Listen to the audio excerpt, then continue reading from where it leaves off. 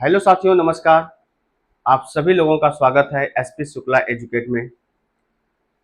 साथियों, जैसा कि आप जानते हैं कि यूपी टेट का एग्जाम आपका बहुत करीब है और उसी एग्जाम को ध्यान में रखते हुए हम लोगों ने ये प्लान बनाया है कि जिन भी विद्यार्थियों को मैथ से डर लगती है, उनके डर को कैसे खत्म किया जाए, इन्हीं सब मुद्दों पे हम लोगों ने प्लान बनाया। तो आज हम आपके लिए लेकर आए हैं पीवाईक्यू, जो कि प्रीवियस ईयर क्वेश्चन पेपर है, प्राइमरी के लिए है। इस वीडियो को प्राइमरी वाले भी देख सकते हैं। प्राइमरी वाले तो देखेंगे ही देखेंगे, बट जूनियर वाले भी देख सकते हैं, उनको भी काफी हेल्पफुल होगा इससे।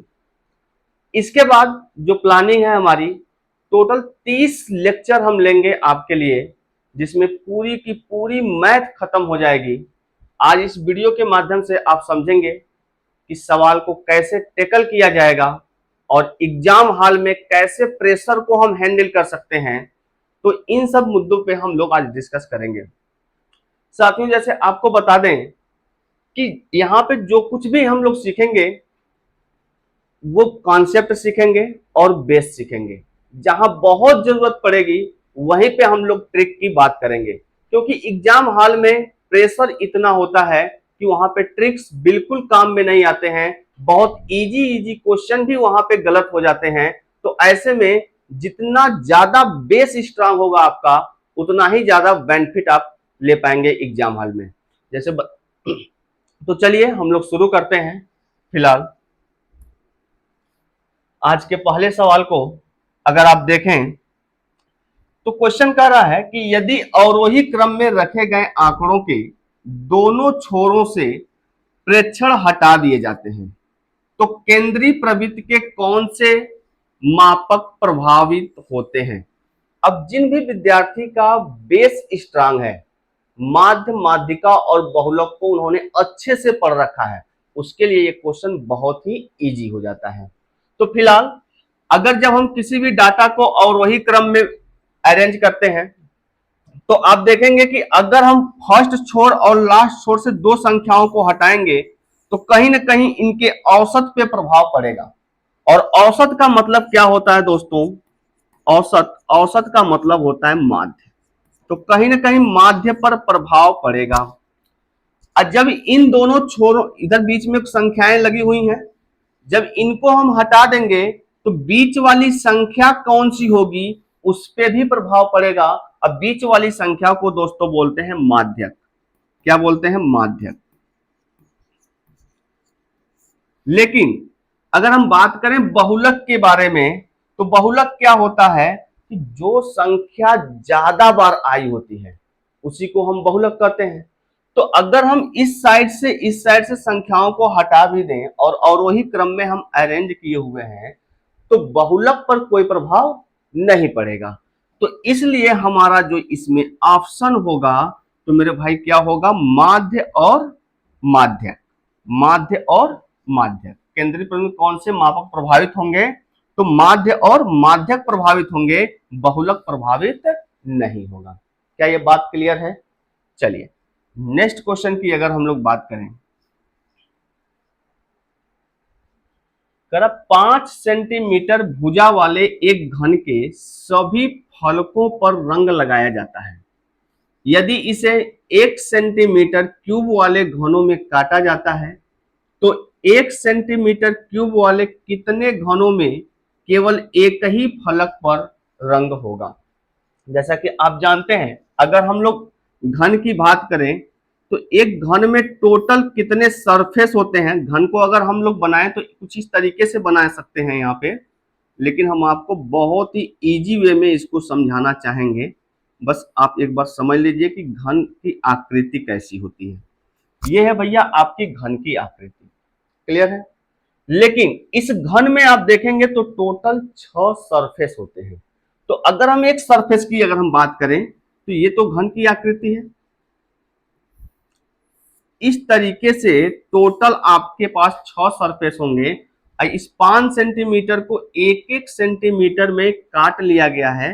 तो चलिए अगर हम इसको काट लें, आपको फार्मूला नहीं याद रखना, कॉन्सेप्ट को ध्यान में रखना है। तो ये हो गया,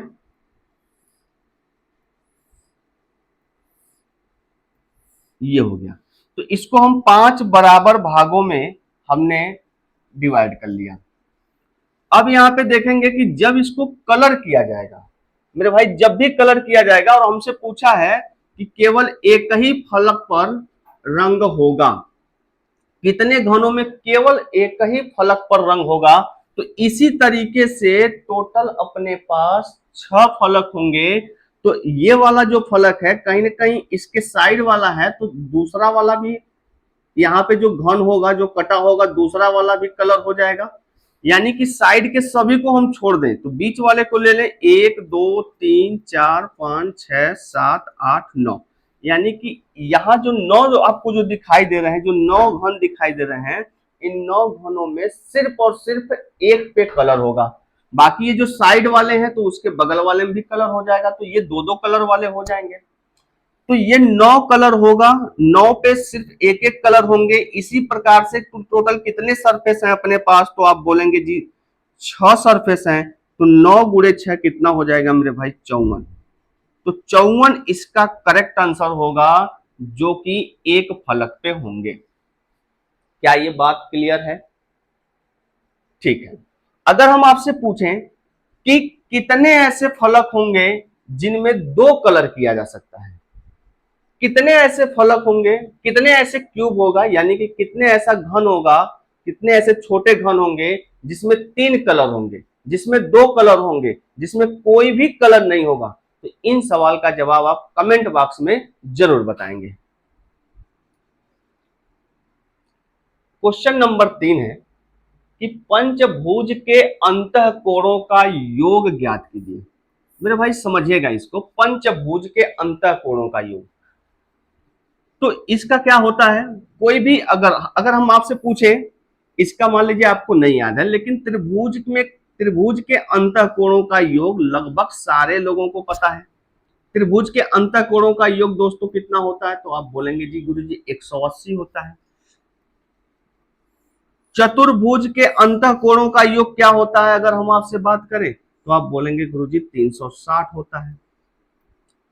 तो इसी ये दोनों बातें तो आपको याद है, लेकिन पंचभुज में कितना होगा, खष्टभुज में कितना होगा, तो इस तरीके की अगर चीजें आपको निकालनी हो तो मेरे भाई कुछ करना नहीं है। आप जरा ध्यान से देखिए इसमें हुआ क्या है। इसमें टोटल कितनी भुजा है त्रिभुज में, तो आप बोलेंगे 3 भुजा है। तो 3 भुजा में से आप 2 भुजा को घटा दीजिए और 180 से गुणा कर लीजिए, तो आपको पता चल जाएगा कि कितने डिग्री कोण बनेंगे इसके अंदर। तो 3 में से 2 जाएगा, एक में 180 का गुणा करेंगे तो 180 डिग्री बनता है। यहाँ 360 बनता है, ये बात सबको पता है। तो इसमें चतुर्भुज है तो 4 भुजा है, तो 4 में से मेरे भाई आप 2 को घटा लीजिए, तो 4 में से 2 घटाएंगे तो कितना, और गुणे 180 कर लीजिए। तो 4 में से 2 जाएगा तो 2 होगा, 2 गुणे 180 कितना हो जाएगा, या 180 दूना कितना हो जाएगा, 360 डिग्री। इसी प्रकार अगर आपको मिल गया पंचभुज में कितने डिग्री का कोण होता है, तो 5 माइनस 2 कर लीजिए और गुणे 180 कर लीजिए। 5 माइनस 2 गुणे 180 डिग्री। क्या ये बात क्लियर हो पा रही है? तो 5 में से 3 जाएगा मेरे भाई तो क्या हो, 5 में से 2 जाएगा तो क्या हो जाएगा, ये 3 हो जाएगा। 3 गुणे में 180, तो 18 तिया 54, 540 डिग्री का कोण बनेगा।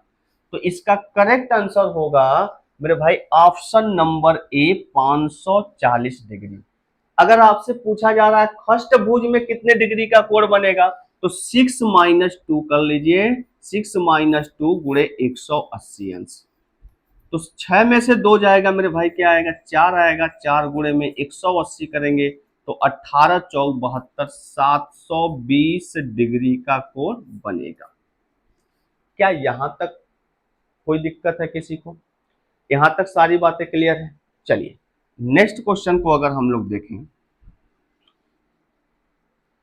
ये बड़ा प्यारा सवाल है, फ्रैक्शन से रिलेटेड है। कर एक खंबे का 4/7 भाग कीचड़ में धसा है, यानी 7 हिस्सा में से 4 हिस्सा वो कीचड़ में धसा हुआ है। जब धसे हुए का 1/3 3 भाग बाहर खींचा जाता है तो पाया गया कि 8 मीटर माप का खंभा अभी भी कीचड़ में है। यानी जितना धंसा हुआ था कीचड़ में उसका 1/3 हिस्सा बाहर खींच लिया गया, फिर भी देखा गया कि अभी 8 मीटर खंभा कीचड़ में है। तो ऐसे सवालों को करने के लिए मेरे भाई आप क्या करिए कि कुछ ऐसा डाटा मान लीजिए जो 7 और 3 दोनों से कट जाए पूरी पूरी। मानने को तो आप कुछ भी मान सकते हैं, लेकिन जब मानना ही है तो क्यों ना हम ऐसा डाटा माने जो इजिली डिवाइड हो जाए। तो 7 और 3 से कटने वाली संख्या क्या होगी मेरे भाई? तो 7 तरीक 21 होगी। मान लेते हैं कि खंभा 21 यूनिट का था, 21 यूनिट का था, 21 रेशियो ही मान लेते हैं, 21 रेशियो का था टोटल खंभे की लंबाई। तो उसका 4/7 भाग कीचड़ में धंसा हुआ है, तो इसका हम 4/7 भाग निकाल ले तो पता चल जाएगा कितना मीटर, कितना रेशियो कीचड़ में है। तो 7 त्रिक 21, 4 तिया 12, यानी 12 मीटर जो खंबा है, या 12 रेशियो बोल लीजिए, 12 रेशियो जो खंबा है ये कहां पे है? कीचड़ में है, कीचड़ में। ठीक है भाई, ठीक। अब कह रहा है इतना कीचड़ में है, इसमें से 1/3 भाग बाहर खींचा जाता है, यानी 12 रेशियो में से 1/3 भाग बाहर खींच लिया गया, तो अंदर कितना फंसा होगा? तो आप बोलेंगे सर 3 हिस्सा में से एक हिस्सा निकाल लिए तो 2/3 हिस्सा अभी भी अंदर पड़ा होगा, तो इसका हम 2/3 निकाल लेते हैं, 2/3। अब जरा प्यार से इसको काटिए मेरे भाई, 3 से काटेंगे 3 चौक का 12, 4 में 2 का गुणा करेंगे तो 8 रेशियो जो खंबा है वो अभी भी धंसा हुआ है। सवाल में दे रखा है कि 8 मीटर माप का खंभा अभी भी कीचड़ में है। यहां पे पता चल रहा 8 रेशियो खंभा कीचड़ में है, तो 8 रेशियो की वैल्यू मेरे भाई कितना दे रखा है? 8 मीटर दे रखा है। तो टोटल हम लोगों ने खंभा को कितना मान रखा था? 21 रेशियो। तो 21 रेशियो की वैल्यू क्या हो जाएगा? 21 मीटर। पूरे खंभे की लंबाई क्या होगी भाई? पूरे खंभे की माप 21 मीटर हो जाएगी। क्या ये बात क्लियर हो गई? पूरे खंभे की लंबाई 21 मीटर हो जाएगी। क्लियर है? चलिए आगे अगर हम लोग बढ़ें, ये रहा टाइम एंड वर्क से क्वेश्चन, बहुत अच्छा क्वेश्चन है। करा ए और बी किसी कार्य को 12 दिन में करते हैं, बी और सी उसी कार्य को 15 दिनों में करते हैं। ठीक बात है, ए प्लस बी किसी कार्य को 12 दिन में करते हैं, बी प्लस सी उसी कार्य को 15 दिनों में करते हैं, सी और ए उसी कार्य को 20 दिनों में, सी प्लस ए जब दोनों मिलते हैं तो ये इसी काम को 20 दिनों में करते हैं। ए अकेले उसी कार्य को कितने दिनों में कर सकता है? तो मेरे भाई सबसे पहले इनका कैपेसिटी निकालें हम। तो कैपेसिटी कैसे निकालेंगे? तो सबसे पहले टोटल काम मानना पड़ेगा। तो टोटल काम जब हमको मानना ही है तो ऐसा माने जो 12 और 15 और 20 से पूरी तरीके से डिविजिबल हो। तो 12 और 15 और 12, 15 और 20 का मेरे भाई एलसीएम मान सकते हैं। तो 12, 15, 20 का एलसीएम क्या हो जाएगा? तो 60 हो जाएगा। आप निकाल सकते हैं, ये 60 हो जाएगा। जरा देखिए 12 से ये कितनी बार में जा रहा है? तो 12 पंजे 60। तो ए और बी मिलकर के 5 काम करते हैं, 15 चौक का 60। तो बी और सी मिलकर के 4 काम करते हैं, 20 तिया 60। तो 60 में 20 से भाग करेंगे 3 बार जाएगा, तो सी और ए मिलकर के 3 काम करते हैं। इतनी बात तो क्लियर हो गई। जरा सबको जोड़ते हैं, सारे लोग मिलके कितने काम करते हैं? तो आप जैसे ही जोड़ने की बारी आई तो 2 बार ए, 2 बार बी, 2 बार सी मिले, तो हम कह सकते हैं 2 बार ए प्लस बी और प्लस सी मिलकर के कितना काम कर रहे हैं? 5, 4, 9 और 3 12 काम कर रहे हैं। 2 ए, 2 बी, 2 सी मिलकर के 12 काम कर रहे हैं। तो मेरे भाई ए बी सी कितना काम करेंगे? तो आप कहेंगे सर इसको काट दीजिए, तो 2 से काटेंगे 6 बार में चला जाएगा, यानी कि ए प्लस बी प्लस सी यानी तीनों मिलकर के 6 काम कर सकते हैं। तो हमसे पूछा गया किसका, ए अकेले उस काम को कितने दिनों में करेगा। तो मेरे भाई ए का पूछा गया है, तो कहीं से अगर बी और सी का पता चल जाए तो हम ए का बहुत इजीली बता सकते हैं। तो बी और सी मिलकर के कितने काम करते हैं, तो आप बोलेंगे सर 4 काम करते हैं। तो बी और सी को 4 काम दे देते हैं, बी और सी 4 काम कर लेते हैं। जबकि ए बी और सी तीनों मिलकर के 6 काम करते हैं, बी और सी 4 काम। तो इसका मतलब ए कितना काम कर रहा है भाई, 2 काम कर रहा है। ए की कैपेसिटी क्या है, 2 काम की है। और हमसे कहा जा रहा है कि ए अकेले उसी कार्य को कितने दिन में कर सकता है। तो टोटल अपने पास कितने काम है, तो टोटल मेरे भाई 60 काम है, 60 काम। इस 60 काम को अगर ए से करवाया जाए तो ये एक दिन में 2 काम करता है, तो 60 काम को करने में कितना टाइम लगाएगा, तो 60/2 यानी कि काटा कुटी करेंगे तो भैया कितना आएगा, 30 दिन में काम समाप्त करेगा। तो इसका करेक्ट आंसर हो जाएगा ऑप्शन नंबर 2। क्या ये बात क्लियर हो गई। अगर आपसे पूछा गया होता कि बी अकेले उस काम को कितने दिनों में करेगा, तो जैसे ही मामला बी का पूछता, ध्यान से समझिएगा, अगर बी का पूछेगा तो आप दिमाग लगाइए कहीं से ए और सी पता चल जाए। तो देखेंगे ए और सी कितना काम करते हैं, 3 काम। तो आप बोलेंगे ये दोनों मिलके 3 काम करते हैं और तीनों मिलके 6 काम करते हैं, इसका मतलब बी यहाँ पे 3 काम करेगा। तो 60/3 कर लेंगे आप। क्लियर है। इसी प्रकार अगर सी का पूछा गया होता तो ए और बी पे आपको, ए और बी को दिमाग लगाते हैं कि ए और बी कितना काम कर लेते हैं, तो 5 काम। तो ए और बी के जगह पे 5 काम रखते हैं, तो सी कितना काम कर पाता है, 1 काम कर पाता। तो यहां से हम चीजों को बहुत आसानी से कर सकते थे। क्लियर है यहां तक, बहुत अच्छा। चलिए आगे बढ़े। क्वेश्चन नंबर 6 का रहा है, यदि किसी वस्तु का क्रय मूल्य उसके विक्रय मूल्य का 3/2 है तो लाभ या हानि प्रतिशत क्या है।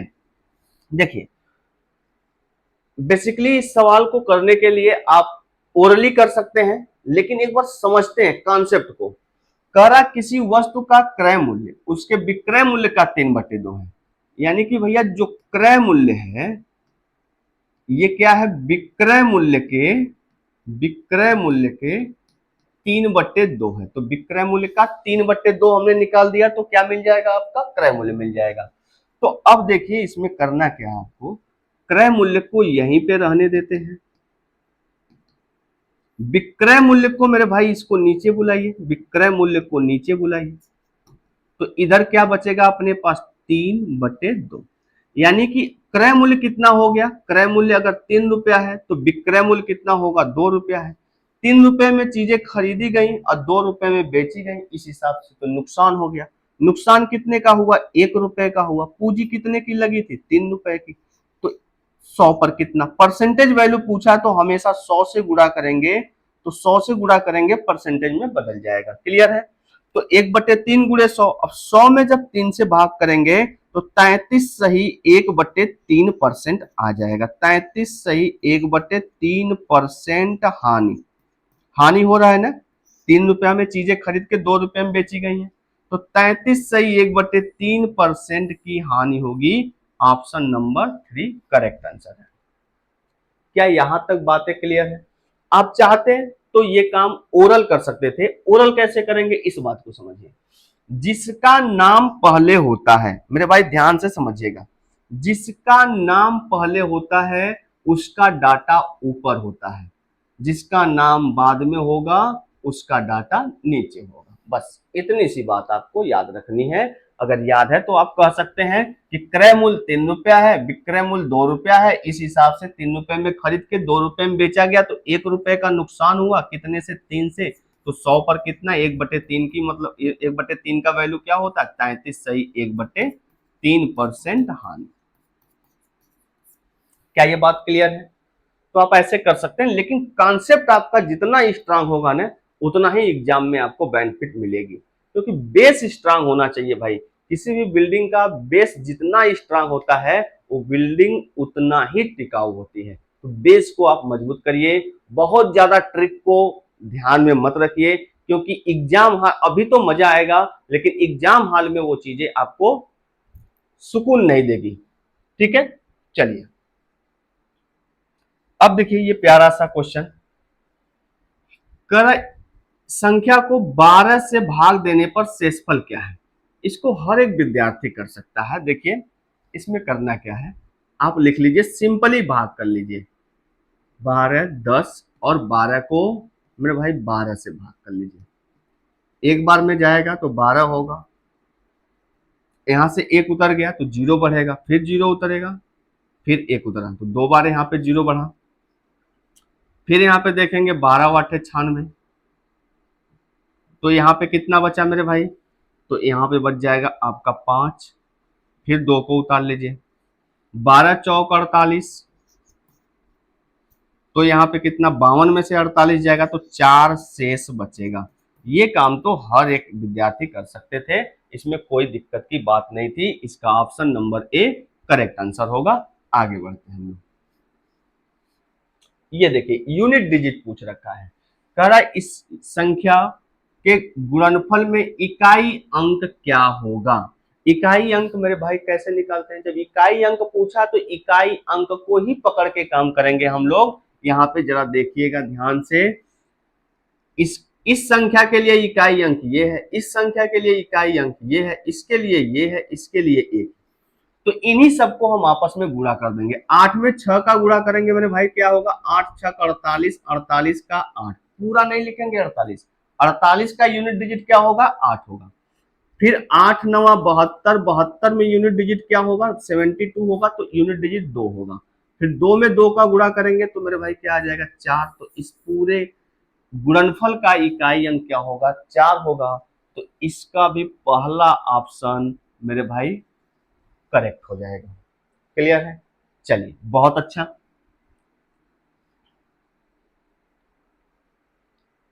ये तो अभी हम लोग पेपर सॉल्व कर रहे हैं, हम आपके लिए 30 क्लास ऐसा लेके आएंगे जिसमें आप पूरी मैथ्स को खत्म कर सकते हैं। अब क्लासेस बहुत ही शानदार, बहुत ही दमदार होने वाली है। जिस प्रकार ऑफलाइन में बच्चे हमारे देखते हैं और क्लासेस में झूम जाते हैं, उनको लगता है कि हाँ कुछ आज हमने सीखा है, अब उनको मजा आता है चीजें पढ़ने में, समझने में, तो उसी अंदाज में हम कोशिश करेंगे कि ऑनलाइन में आपको डिलीवर करें, जिससे आपको ज्यादा से ज्यादा बेनिफिट मिल सके। ठीक है, तो चलिए भाई ये देखिए सवाल क्या है, दिए गए आंकड़ों का माध्य यदि 4.5 है तो उसका माध्यक क्या होगा। तो उसका माध्यक क्या होगा, तो माध्यक कैसे निकालते हैं, तो सबसे पहले हम इस क्वेश्चन को यानी कि इस सीरीज को अवरोही क्रम में या फिर आरोही क्रम में अरेंज करें। तो चलिए करते हैं। तो पहले क्या लिख लेते हैं, आरोही क्रम में व्यवस्थित कर लेते हैं, 1, फिर 2, फिर क्या है 3, फिर क्या है मेरे भाई 4,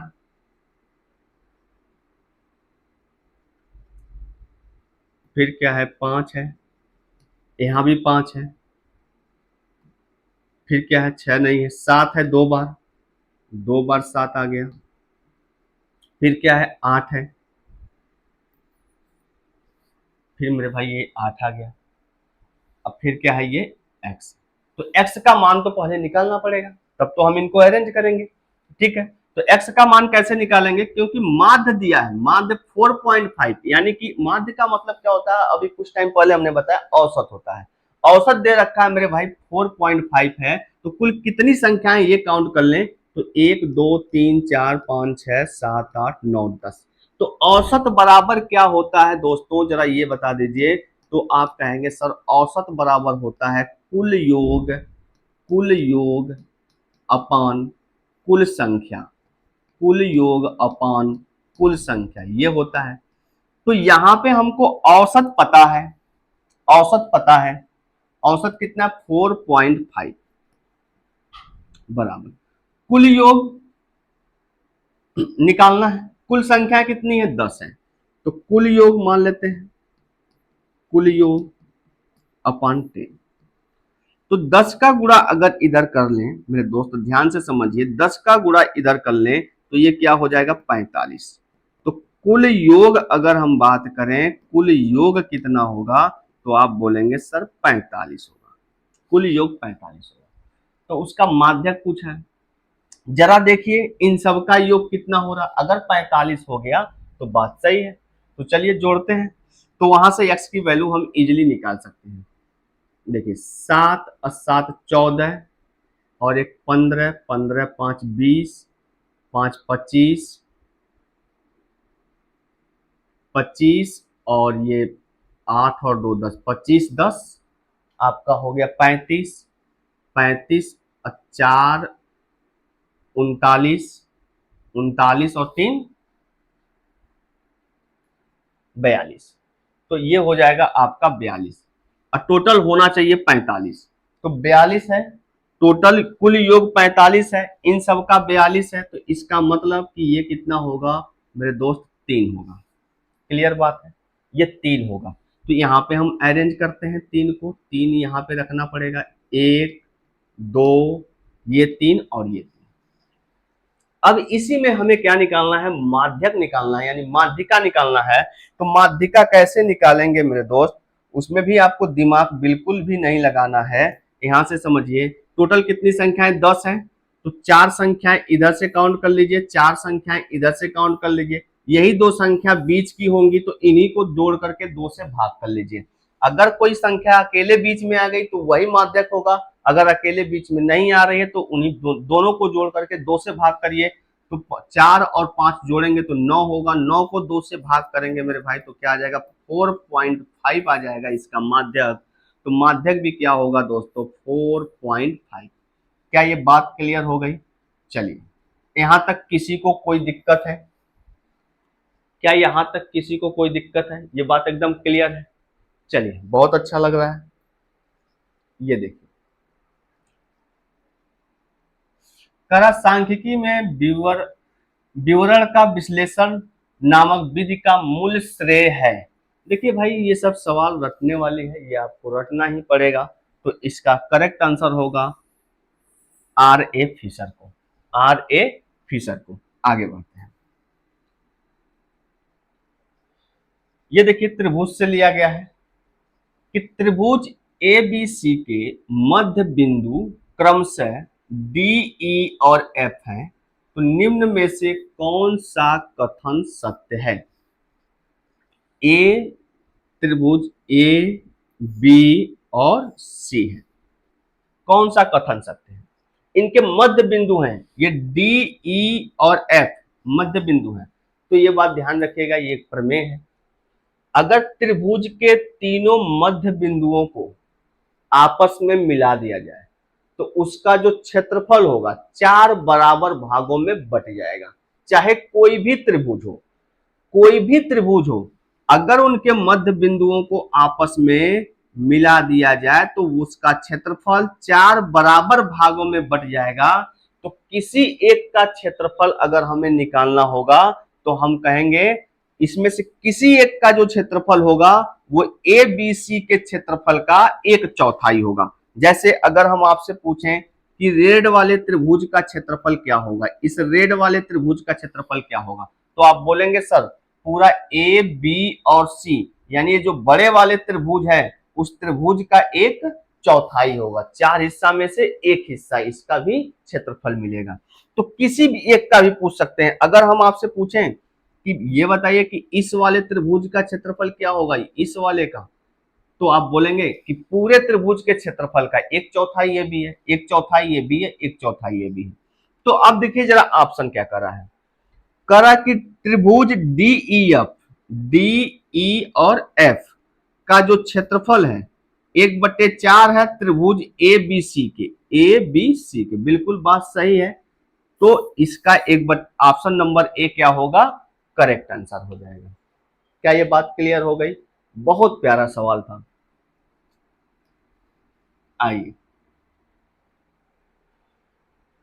ये देखिए कह रहा है यदि किसी दिए गए आंकड़े का समांतर माध्य ए, ज्यामिति माध्य जी तथा हरात्मक मान एच हो, तो इसने ये ऑप्शन दे रखा है कि a is greater than equal to h, is greater than equal to g, इस तरीके से दे रखा है।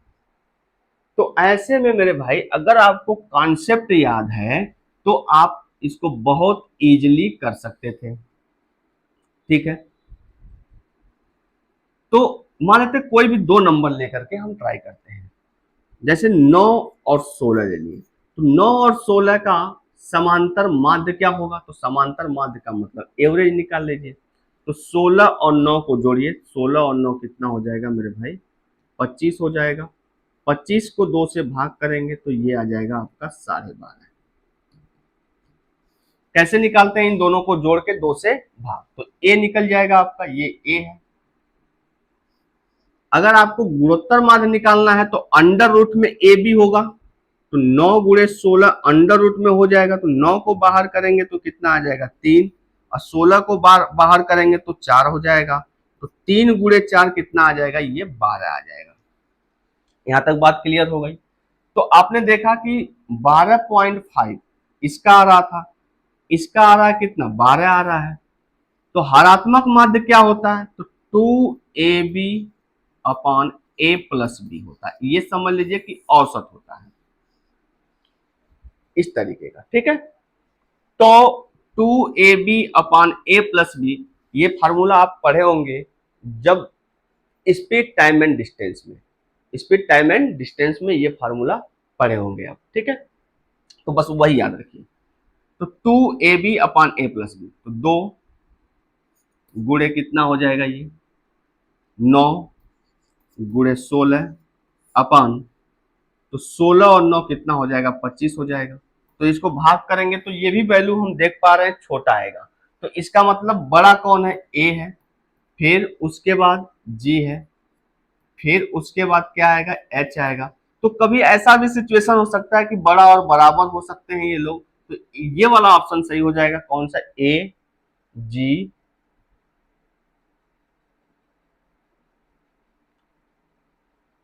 एच, ये ऑप्शन नंबर 2, ऑप्शन नंबर 2 ये आपका करेक्ट आंसर हो जाएगा। क्लियर बात है, ठीक। चलिए, स्टैटिक्स जो है आपकी, जो सांख्यिकी है, ये हम आपको सबसे पहले पढ़ाएंगे दूसरे या तीसरे क्लास में, जिससे इससे कई सारे क्वेश्चन आपको आते हैं और पूरा कॉन्सेप्ट क्लियर कर देंगे, जिससे कोई भी सवाल आए इस तरीके का तो आप बहुत इजीली अटेम्प्ट कर सके, ठीक है। चलिए यहां पे जरा समझते हैं। क्वेश्चन नंबर 13 है, यदि दो संख्याओं का अंतर तथा गुणनफल क्रमशः 5 तथा 36 हो तो उनके व्युत्क्रमों का अंतर क्या है। मेरे भाई जो लोग इसको रटे हैं वो तो बहुत इजीली कर सकते हैं, जो नहीं रटे वो समझ लीजिए, क्योंकि ट्रिक नहीं जानना है, कॉन्सेप्ट आपको समझना है। अगर आप कॉन्सेप्ट समझ गए तो ट्रिक भी वहीं से निकाल लेंगे आप। कॉन्सेप्ट से ही तो मेरे भाई ट्रिक बनाई जाती है, तो पहले कॉन्सेप्ट पे फोकस करिए। बेसिकली इसका आंसर क्या हो जाएगा, 5/36 हो जाएगा, 5/36। लेकिन क्यों होगा, कैसे होगा, इस बात को समझना आपके लिए जरूरी है। मान लेते हैं कि दोस्तों दो संख्याएं हैं, एक संख्या ए है, एक संख्या बी है। तो कह रहा है कि उनके व्युत्क्रमों का अंतर क्या होगा, तो जरा इनका उल्टा करें, तो ए का उल्टा क्या होगा मेरे दोस्त, तो 1/a होगा। अब बी का उल्टा क्या होगा, तो आप बोलेंगे जी 1/b होगा। अगर अंतर पूछा है तो यहाँ पे घटा लेंगे, योगफल पूछा होता तो यहीं पे जोड़ लेते। बात क्लियर है।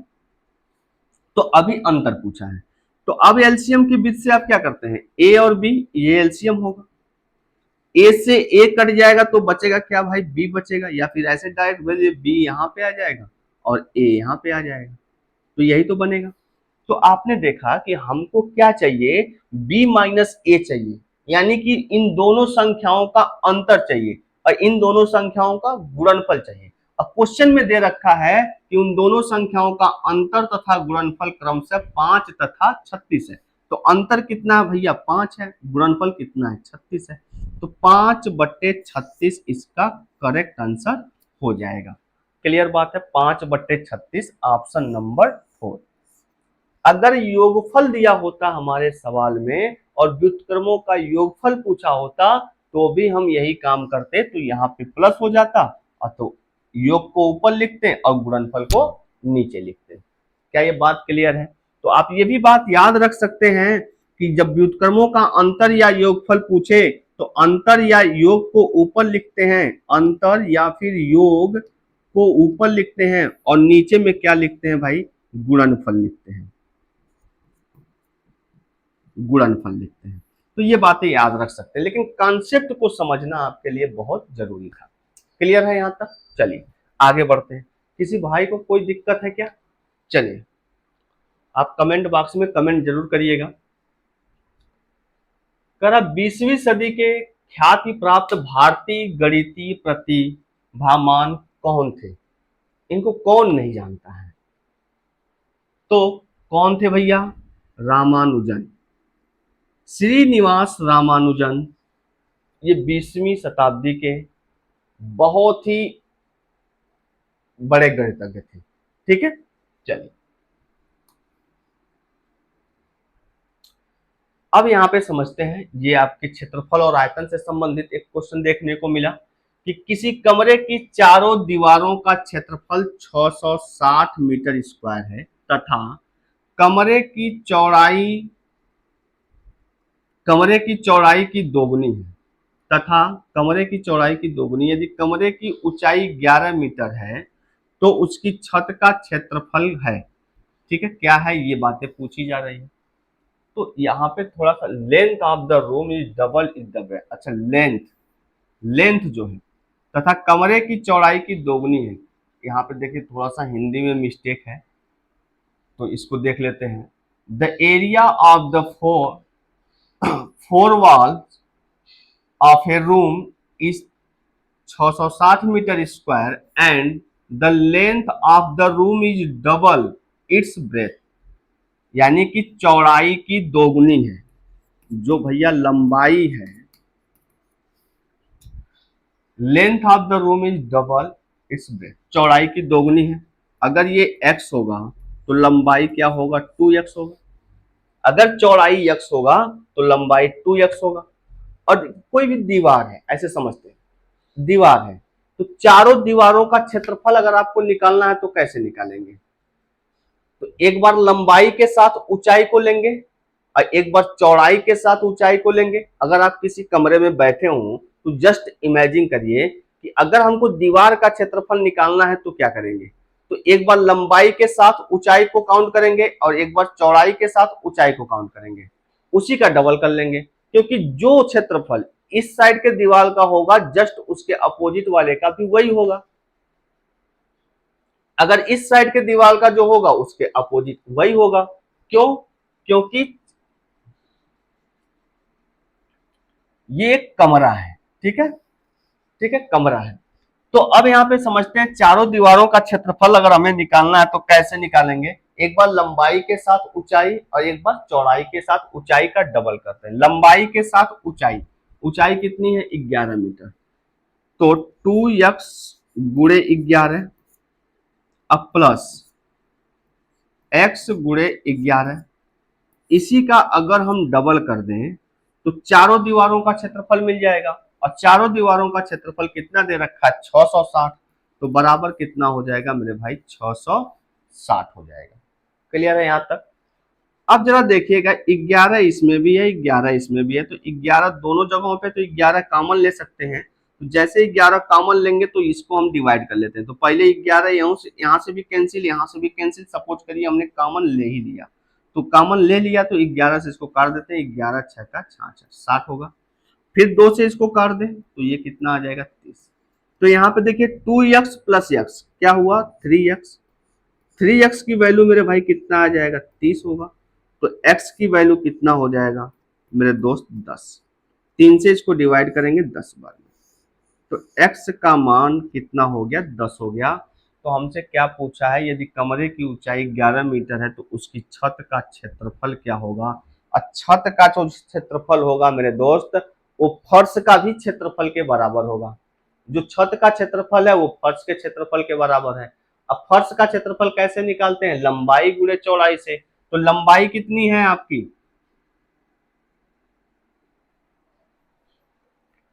लंबाई यहाँ पे देखिए x की वैल्यू 10 है तो ये 10 हो जाएगा, और ये 2x है तो ये 20 हो जाएगा।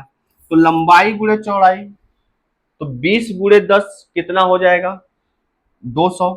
तो इसका 200 metre square option number 4 correct answer होगा, क्योंकि जो कमरे के फर्श का क्षेत्रफल होगा वही कमरे के छत का क्षेत्रफल होगा, और फर्श और छत का क्षेत्रफल दोनों आपस में बराबर है। तो इसलिए हमने क्या किया, कमरे के फर्श का क्षेत्रफल निकाल लिया, और क्षेत्रफल निकालने के लिए क्या चाहिए आपको, लंबाई गुणे चौड़ाई चाहिए। लंबाई कितना है आपका 20 है, और चौड़ाई कितना है मेरे भाई 10 है, तो कितना आ जाएगा ये 200 मीटर स्क्वायर।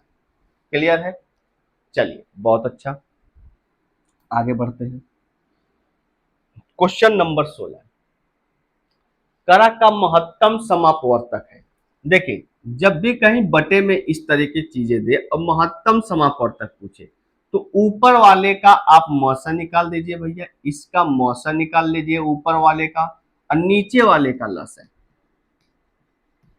जब भी कभी ऐसा सवाल आए तो ऊपर वाले का, अगर महत्तम पूछ रहा है तो ऊपर वाले का मौस है, लघुत्तम पूछ रहा है तो ऊपर वाले का लस है, यानी जिसका पूछेगा वही काम ऊपर में हम करेंगे पहले, ठीक है।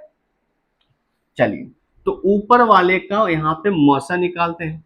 तो मौसा का मतलब क्या होता है, ऐसी बड़ी से बड़ी संख्या जो इन सभी संख्याओं को डिवाइड कर दे, इन सभी संख्याओं को, यानी कि कॉमन कॉमन नंबर को मौसा कहते हैं। तो 14, 42 और 21, 14, 42 और 21 का मौसा निकालें तो 7 से अगर पहले डिवाइड करें, 7 दूना 14, 7 छक 42, 7 त्रिक 21। अब इसके बाद है कोई संख्या अपने माई का लाल जो इन तीनों को काट सकती है, एक के अलावा नहीं है। तो अब ये मौसा नहीं होगा, इसमें कोई भी मौसा नहीं आएगा। तो इसका मौसा कितना आ गया मेरे दोस्त, 7 आ गया, ठीक है। ऊपर वाले का मौसा निकालते हैं, नीचे वाले का लौसा निकालते हैं। अब इसका लौसा निकाल लेते हैं। अगर इसके लौसा की हम बात करें 33,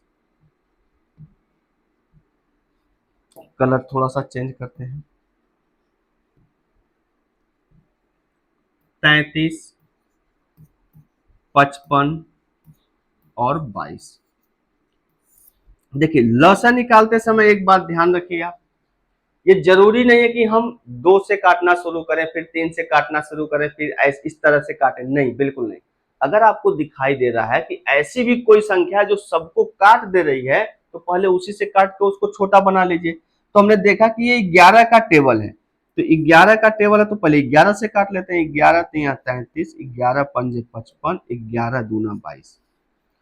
अब देखिए तीनों संख्याएं अलग अलग हैं, मतलब तीनों संख्याएं क्या है, अभाज्य है, ये किसी से कटने वाली नहीं है, जब भी कटेंगी खुद से कटेंगी। तो अब सबका आपस में गुणा कर लेते हैं, 5 दूना 10, 2 पचे 10, 10 तिया 30, 30 में 11 का गुणा कर लेंगे तो कितना आ जाएगा, 11 तिया 33, 330। तो इनका भैया लौसा क्या हो जाएगा, 330। तो आंसर ही क्या हो जाएगा, 7 बटे में 330, 7 बटे 330, ऑप्शन नंबर डी, ये करेक्ट आंसर है। क्या ये बात क्लियर है, बहुत अच्छी। चलिए आगे बढ़े, अगर हम लोग देखिए ये सवाल बहुत प्यारा है, इस सवाल में मैक्सिमम लोग गलती कर जाते हैं, लेकिन ध्यान से समझिएगा इसके कॉन्सेप्ट को। अगर हम कॉन्सेप्ट की बात करें तो यहाँ पे जब ऐसे कोई सवाल मिले तो इस अंदर वाले को पकड़िए, लेकिन ध्यान रखिएगा बाहर 2 होना चाहिए, बाहर 2 होना चाहिए। अगर बाहर 2 है तो अंदर वाले को 2 पार्ट में ऐसे ब्रेक करिए जिससे उनका योगफल 7 हो जाए। तो आप बोलेंगे सर 5 दूना 10 होता है, अब 5 2 7 होता है, मामला सेट हो गया, मामला सेट हो गया। उसी का वर्गमूल हमसे पूछा है, तो उसका वर्गमूल क्या होगा, तो √5 और √2 हो जाएगा। बस इतनी बातें आपको ध्यान रखनी थी। क्यों ऐसा हुआ, क्योंकि ये जो संख्या थी ना मेरे भाई, ये ये जो रिजल्ट आया था ये √5 अब प्लस √2 का होल स्क्वायर है, ये होल स्क्वायर का ये रिजल्ट है।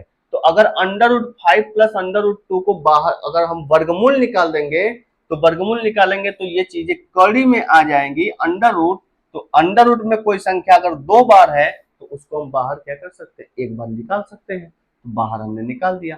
अगर आपको कुछ भी इस तरह की चीजें नहीं समझ में आती एग्जाम हॉल में, तो आपको कुछ नहीं करना, ऐसे सवालों में आपको इनका वर्गमूल, ये दे रखा है ना, ये जो डाटा दे रखा है मेरे भाई, ये वर्गमूल है, तो इनका स्क्वायर करने पे तो ये आना चाहिए। तो स्क्वायर करके एक बार चेक कर लीजिए, अगर ये आ रहा तो बात सही है, नहीं आ रहा तो गलत है। तो चलिए चेक कर लेते हैं।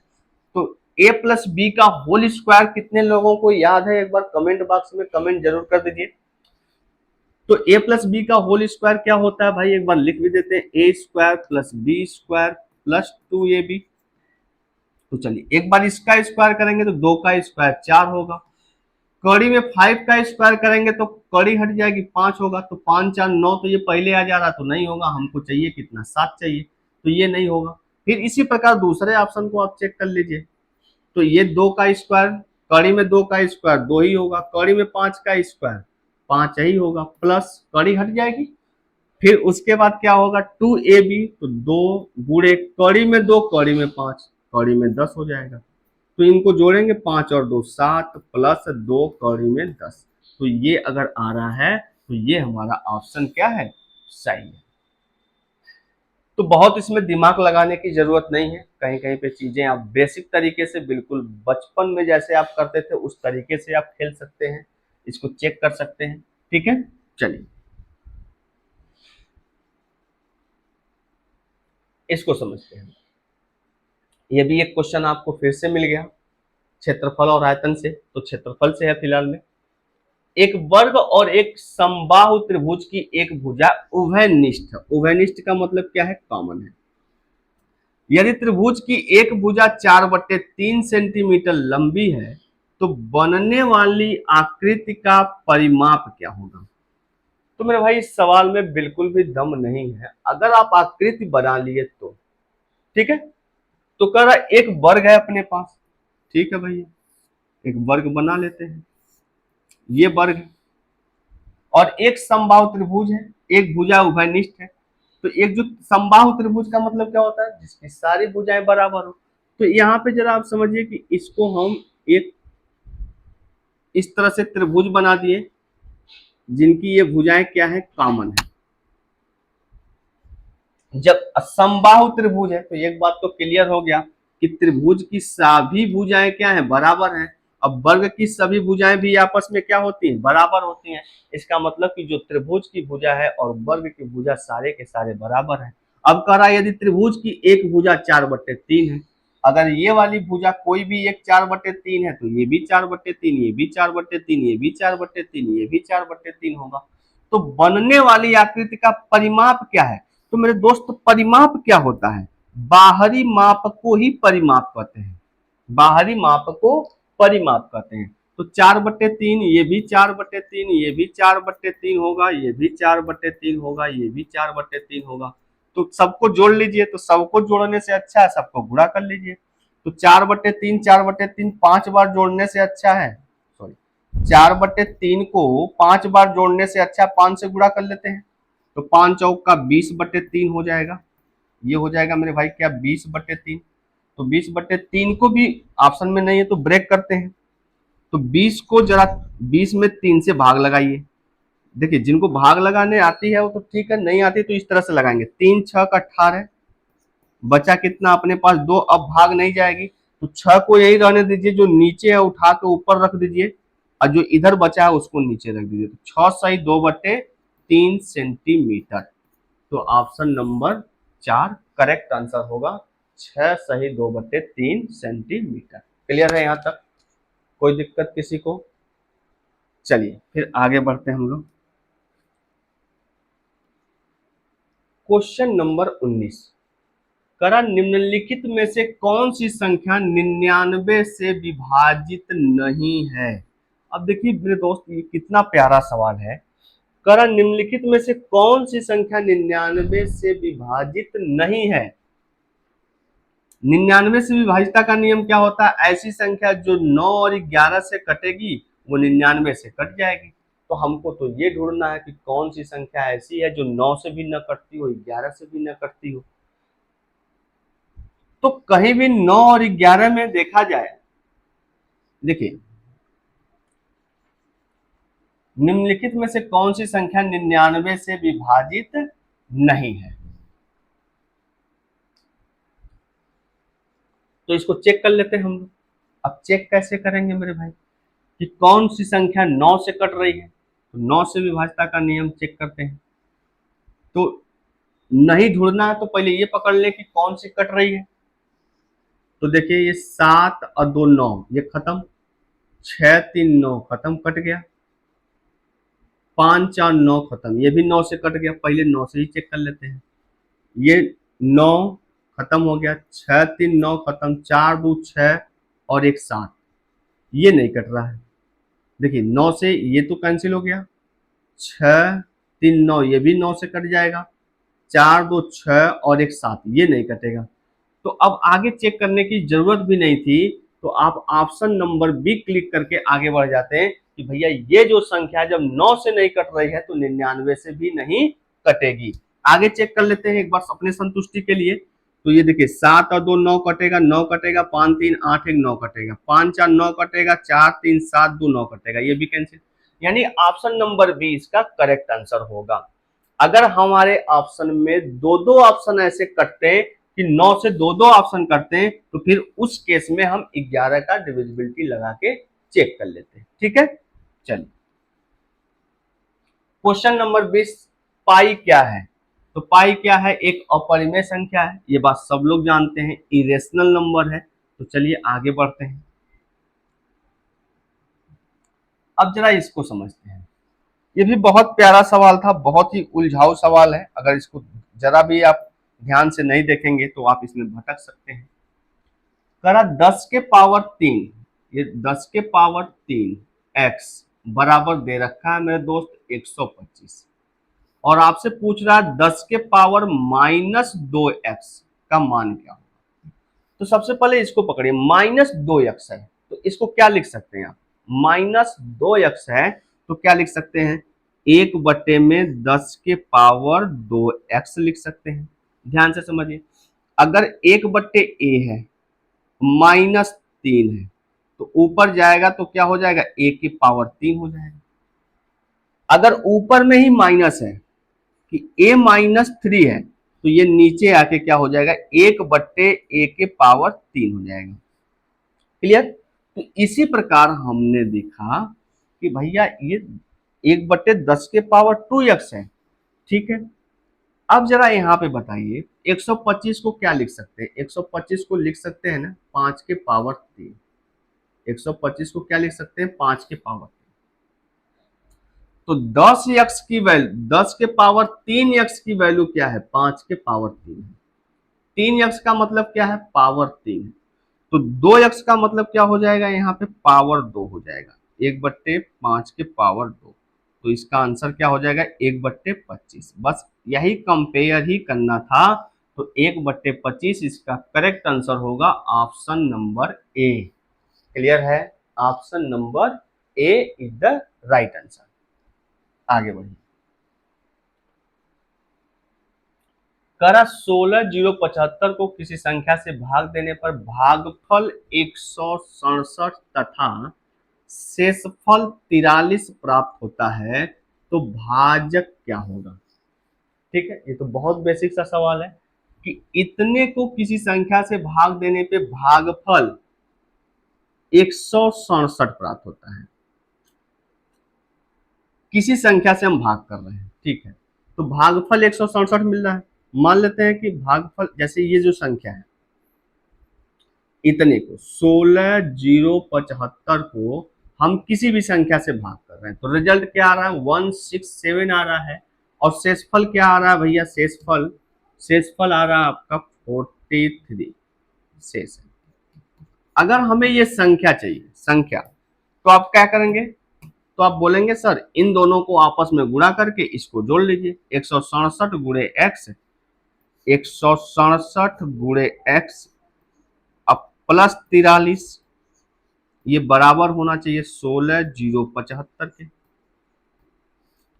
तो 167 एक्स बराबर क्या होगा, तो आप बोलेंगे 16,075 में से 43 माइनस कर लेते हैं, तो 16,075 में से मेरे दोस्त 43 माइनस करेंगे तो 5 में से 3 जाएगा तो क्या आ जाएगा आपका 2 आ जाएगा, 7 में से 4 जाएगा तो क्या आ जाएगा आपका 3 आ जाएगा, फिर यहाँ पे क्या बचेगा मेरे भाई 160, 10 यही बचेगा। अब बड़े गौर से देखिएगा कि आंसर क्या हो सकता है। अब इससे भाग तो लगाएंगे नहीं आप, अब भाग लगाने के लिए क्वेश्चन दिया भी नहीं गया है, आप किस तरीके से सोच रहे हैं इसको आप पकड़िए। अगर हम आपसे कहें कि ऑप्शन क्या है, 56 है, 76 है, 96 है, 86, ठीक है। अगर हम आपसे कहें कि भाई 100 बार अगर हम इसको ले जाते हैं, 100 बार, 100 बार अगर यहाँ पे 100 का गुणा करते हैं तो 16,700 बनेगा। आइए कितना है, 16,032 है, ये 16,700 है। तो लगभग करीब करीब आप देखेंगे 700 का हेरा फेरी हो रहा है, 700 का हेरा फेरी, जबकि ये 167 है। तो कितना बार कम हुआ होगा, यानी कि 4-5 बार कम हुआ होगा। तो इस हिसाब से जब आप गेस करेंगे तो आपको पता चलेगा कि ये 100 के करीब है, 100 बार के करीब में क्या आएगा, ये 96 आएगा। तो 96 ही इसका करेक्ट आंसर हो जाएगा। क्लियर है भाई, बहुत अच्छा सवाल था, बहुत ही कैलकुलेटिव है। अगर आप भाग करने लगेंगे तो भाग आपको करने में टाइम लग जाएगा, लेकिन आपने देखा कि ये 167 यक्स था। अगर हमने कहा कि 100 बार इसको ले जाते हैं, अगर इस यक्स की वैल्यू 100 मानते हैं तो 16,700 बनेगा, ये 16,032 है, तो थोड़ा 700 के करीब में लगभग डिफरेंस है। और एक बार गुणा करने पे डिफरेंस कितने का आता है, 167 का, तो इस हिसाब से 4-5 बार का डिफरेंस होगा, तो 4 बार का डिफरेंस एक्चुअल में आएगा, तो 96 इसका करेक्ट आंसर होगा। तो इस तरीके से भी चीजों को सोचना पड़ेगा, नहीं तो काफी टाइम लग जाएगा आपको। ठीक है, चलिए आगे बढ़ते हैं। क्वेश्चन नंबर 23, 50 से छोटे धन पूर्णांकों में अभाज्यों की संख्या है। देखिए ये बात तो याद रख लीजिए आप कि 1 से 50 तक, 1 से 50 तक 15 अभाज्य संख्याएं होती हैं, 15 अभाज्य संख्याएं होती हैं। अब 50 से 100 तक 10 अभाज्य संख्याएं होती हैं, 10 अभाज्य संख्याएं होती हैं। ठीक है, देखिए शुरुआत में जैसे हुआ 2, 3, 5, 7, 11, कई सारी अभाज्य संख्याएं लगातार मिल जाती हैं। इसके वजह से 1 से लेकर के 50 तक में जो संख्याएं होती है ना, वो 15 आती हैं, और 50 से 100 तक में कितनी आती हैं, 10 आती हैं। तो इस तरीके से आप इन चीजों को याद कर सकते हैं। ठीक है भाई, तो आपका करेक्ट आंसर क्या हो जाएगा, 50 से छोटे धन पूर्णांकों में अभाज्यों की संख्या कितनी है, तो 15 आपका करेक्ट आंसर होगा। क्लियर है यहाँ तक, किसी को कोई दिक्कत। चलिए क्वेश्चन नंबर 24, करा दो संख्याओं में से बड़ी संख्या का दोगुना छोटी संख्या के 5 गुने से 3 ज्यादा है तथा बड़ी संख्या के 4 गुने और छोटी संख्या के 3 गुने का योग 71 है, वे संख्याएं क्या है। ठीक है, देखिए इन सवाल को आप चाहें तो ऑप्शन से कर सकते हैं या फिर बेसिक से भी कर सकते हैं। करा दो संख्याओं में से बड़ी संख्या का दोगुना छोटी संख्या के 5 गुने से 3 ज्यादा है। मान लेते हैं कि भाई बड़ी और छोटी, बड़ी और छोटी, बड़ी और छोटी गांव में किसको कहा जाता है भाई, तो देवरानी और जेठानी को। ठीक है, अब जरा यहां पे समझते हैं, दो संख्याओं में बड़ी संख्या का दो गुना छोटी संख्या के 5 गुने से 3 ज्यादा है। बड़ी संख्या का ये x और y है, करा बड़ी संख्या का 2 गुना तो 2x, छोटी संख्या के 5 गुने से, छोटी संख्या का अगर हमने 5 गुना कर लिया, छोटी संख्या के 5 गुने से 3 ज्यादा है। कौन, ये ज्यादा है, 3 ये ज्यादा है, तो 3 अगर इसमें हम जोड़ दें तो ये दोनों आपस में क्या हो जाएंगे, बराबर हो जाएंगे। फिर कहा तथा बड़ी संख्या के 4 गुने और छोटी संख्या के 3 गुने का योग, बड़ी संख्या का 4 गुना, इसका 4 गुना और छोटी संख्या का 3 गुना, तो 3y, इनका योग कितना है, तो बोला जा रहा है 71, 71। अब ये दो इक्वेशन बनेंगे, आप इनको सॉल्व कर सकते हैं, तो इजीली आप सॉल्व करके आंसर बता सकते हैं। तो देखिए भाई 2x बराबर कितना, 5y प्लस 3 है, तो 5y को अगर इधर बुला लें तो आप बोल सकते हैं कि 2x माइनस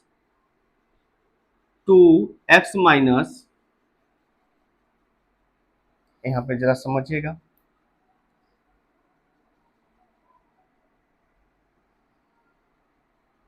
ये क्या होगा,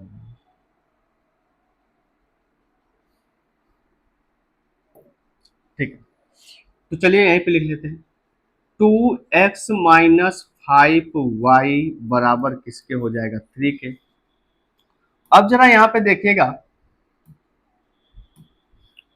तो यहाँ पे 2x है, यहाँ पे कितना है, 4x है, तो इन एक किसी एक को बराबर करके निपटा दिया जाए। तो चलिए 2 से ऊपर गुणा कर लें, 2 से, तो ये कितना हो जाएगा, 4x हो जाएगा, ये भाई हो जाएगा 4x, इसी में करना पड़ रहा है।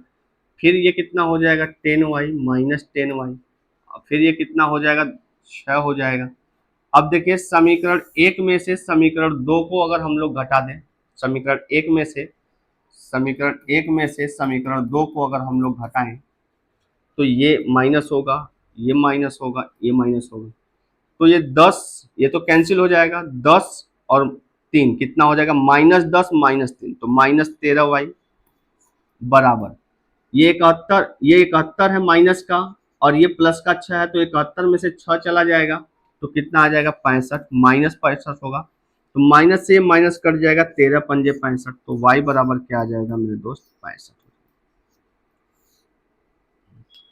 13 पच्चे 65, y बराबर क्या आ जाएगा, ये 5 हो जाएगा। तो y की वैल्यू 5 आ गई, तो 5 किस ऑप्शन में है, तो एक ही ऑप्शन में है, तो अब आगे x निकालने की जरूरत नहीं है, आप यहीं से लगा सकते हैं। ये तो रहा भाई बेसिक मेथड, लेकिन आप करेंगे कैसे इसको, इसको भी जरा समझते हैं। तो इसको मिटाते हैं, देखिए अभी तो मिटना शुरू हो गया, ये अभी नहीं मिट रहा था, ठीक है। अब जरा इसको समझते हैं करेंगे कैसे आप। ये क्वेश्चन कह रहा है कि बड़ी संख्या के 4 गुने और छोटी संख्या के 3 गुने का योग 71 है, तो बड़ी संख्या का 4 गुना करिए, 17 चौको कितना हो जाएगा, 68, और छोटी संख्या का 3 गुना, तो 3 गुना का मतलब 3, 68 और 3 71, इसमें भी आ रहा है। तो चलिए अभी इसको चेक करते हैं, ये भी ऑप्शन सही हो सकता है। इसका जरा देखिएगा, इसका 4 गुना करेंगे तो 14 चौक को छोटी बड़ी संख्या के 4 गुने छोटी संख्या का 3 गुना, तो 14 चौक को 56, अब प्लस 3 गुना कितना हो जाएगा, 15, तो 6 5 11, 5 1 6 1 7, इसका भी 71 आ रहा है, तो ये भी ऑप्शन सही हो सकता है। तो इसका देखिए 11 चौक 44 और 9 त्रिक 27, 7 4 11 4 2 6, इसका भी 71 आ रहा है, तो ये भी सही हो सकता है। इसका तो 71 नहीं आएगा, ये 43 का 4 गुना करेंगे तो ये 100 पार हो जाएगा, तो ये नहीं होगा। ये 3 ऑप्शन अपने पास मैच कर रहे थे, तो अब पहले कंडीशन को फुलफिल कराइए। करा दो संख्याओं में बड़ी संख्या का 2 गुना छोटी संख्या के 5 गुने से 3 ज्यादा है, इसका 2 गुना निकालिए, तो 17 दूना कितना होगा, 34, इसके 5 गुने से 5, 5 से तो बहुत ज्यादा, तो ये ऑप्शन अब कट गया, ये नहीं हो सकता है। इसको जरा देखिए, तो बड़ी संख्या का 2 गुना, तो 11 दूना 22 हो जाएगा, छोटी संख्या के 5 गुने से, तो 9 पच्चे 45, इस बार तो ये कम हो जाएगा, तो ये भी ऑप्शन नहीं हो सकता। तो ऑप्शन होगा कौन, यही होगा, इसको एक बार चेक करें, 14 दूना कितना हो जाएगा, 28, ये 5 पच्चे कितना होगा, इसका 25, 5 का 5 गुना करेंगे क्योंकि छोटी संख्या का 5 गुना, तो ये कितना ज्यादा है, तो भैया 3 ज्यादा है, तो ये वाला ऑप्शन हमारा करेक्ट होगा। तो ऑप्शनली इसको आप बहुत इजीली कर सकते थे, तो इसका ऑप्शन नंबर 2 करेक्ट होगा। क्लियर है यहाँ तक, चलिए आगे हम लोग बढ़े। तो तो कह रहा एक वर्ग का क्षेत्रफल जिसकी एक भुजा 8 सेंटीमीटर है उस आयत के क्षेत्रफल के बराबर है जिसकी लंबाई 16 सेंटीमीटर है, आयत की चौड़ाई ज्ञात कीजिए। तो मेरे भाई वर्ग का क्षेत्रफल क्या होता है? भुजा का वर्ग, भुजा का स्क्वायर कर देंगे तो क्षेत्रफल निकल जाएगा। आयत का क्षेत्रफल क्या होता है? तो लंबाई गुणे चौड़ाई। ठीक है, तो वर्ग की भुजा कितनी है? 8 है, तो 8 गुणे 8 इसका क्षेत्रफल होगा। आयत की भुजा कितनी है? एक है 16, और दूसरी मान लेते हैं कितनी है? x होगी। लेकिन जितना क्षेत्रफल इसका है मेरे भाई उतना ही क्षेत्रफल इसका है, यानी दोनों का आपस में क्षेत्रफल बराबर है, तो हमने बराबर कर लिया। बहुत प्यार से इसको काटने की जरूरत है। 8 दूना कितना हो जाएगा? 16, दो बार में, फिर 2 से काटेंगे तो ये 4 बार में कटेगा, तो x की वैल्यू क्या आ जाएगी? 4 सेंटीमीटर। ऑप्शन नंबर 4 इसका करेक्ट आंसर। क्या ये बात क्लियर है? ठीक है, चलिए अब देखिए ये बहुत प्यारा सा सवाल है, जिनको कॉन्सेप्ट पता है वो इजीली कर सकते हैं। a upon 3 equal to b upon 4 equal to c upon 7, तो a plus b plus c upon c का मान क्या होगा? इस केस में जब इस तरीके से क्वेश्चन डिजाइन हो कि a बट्टे 3 बराबर b बट्टे 4 बराबर c बट्टे 7, तो उस केस में a की वैल्यू 3, b की वैल्यू 4, c की वैल्यू 7 होती है। अगर आप निकालना भी चाहेंगे तो निकाल लेंगे कि b को तब यहाँ पे बुलाएंगे तो यहाँ b हो जाएगा, 3 चला जाएगा ऊपर, तो ये 3 बट्टे 4 हो जाएगा। इसका मतलब a की वैल्यू 3 और b की वैल्यू 4 होगा। तो इस केस में मेरे भाई याद रखिएगा a का वैल्यू 3, b का 4, c का 7 होगा। तो a b c का रख लीजिए। तो a b c सबको जोड़ करके c से भाग करना है, तो सबको जोड़िए। 7 3 10 4 14, इन सबको जोड़ेंगे तो क्या आ जाएगा? 14 आ जाएगा। और c से भाग करेंगे 7, 7 दूना 14, दो बार में चला जाएगा, तो इसका करेक्ट आंसर हो जाएगा ऑप्शन नंबर 2। करेक्ट आंसर क्या होगा? Option number 2। क्या यहां तक बात क्लियर है? चलिए ये देखिए कैलेंडर का सवाल है, बहुत ही प्यारा सवाल है। इसको कैसे करेंगे जरा एक बार आप लोग कमेंट बॉक्स में कमेंट करिए कि कैलेंडर का सवाल आप इसको कैसे किए हैं। ठीक है, किनका आंसर आया है। फिलहाल हम लोग देखते हैं कि यदि 5 जनवरी 1991 को शनिवार था तो 3 मार्च 1992 को सप्ताह का कौन सा दिन होगा? तो मेरे भाई एक बात ध्यान दीजिए, ऐसे समझते हैं। 5 जनवरी 1991 को 5 जनवरी 1991 को यदि शनिवार है तो एक बात तो क्लियर है कि 5 जनवरी 1992 को एक दिन बाद होगा। शनिवार है तो क्या हो जाएगा? रविवार हो जाएगा। लेकिन हमको चलना है कहां तक? 3 मार्च तक चलना है। 92 में 3 मार्च तक चलना है, तो यहां से कैलकुलेट कर लेते हैं। यहाँ 5 जनवरी तक का मामला खत्म हो गया। अब 6 जनवरी से हम लोग कैलकुलेट करेंगे। जनवरी का महीना 31 का होता है, तो 5 उधर से कम हो गया, तो 26 दिन अभी इधर बचा है जनवरी में, प्लस फरवरी। देखिए 1992 है, ये 4 से पूरी तरीके से डिविजिबल है, तो यहाँ पे फरवरी कितने की हो जाएगी? 29 दिन की हो जाएगी। 29 दिन इसमें हो जाएगा, प्लस 3 मार्च तक चलना है, तो 3 मार्च तक यहाँ पे हो जाएगा। तो 8 दिनों की संख्या टोटल इतनी मिल जाएगी। तो अब हम क्या करें? 7 से डिवाइड करके इसको छोटा बना ले, क्योंकि हर 7वें दिन के बाद से क्या होता है? दिनों का रिपीटेशन शुरू हो जाता है। तो 7 से मेरे भाई इसको अगर हम भाग करेंगे तो देखिए 7 चौक 28 नहीं जाएगा, 7 तिरिक 21 बचेगा अभी कितना? 5। यहाँ पे देखिए 7 चौक 28, एक रिमाइंडर बचेगा। यहाँ पे तो 3 ही बचेगा, फिर से जोड़ के भाग कर लेते हैं। 5 1 6 6 3 9, अभी भी रिमाइंडर 9 बच रहा है, तो 7 से भाग कर ले। 7 का नम 7, एक बार भाग जाएगी और 2 रिमाइंडर बचेगा, 2 रिमाइंडर बचेगा, शेषफल 2 बचेगा। तो 2 दिन एक्स्ट्रा होगा। तो ये बताइए रविवार है, तो रविवार तो सोमवार फिर मंगलवार, तो क्या हो जाएगा? इसका करेक्ट आंसर होगा मेरे दोस्त मंगलवार। क्या बात क्लियर है? चलिए बहुत अच्छे। जरा इस सवाल को देखिए, करा क्वेश्चन नंबर 28 हल कीजिए।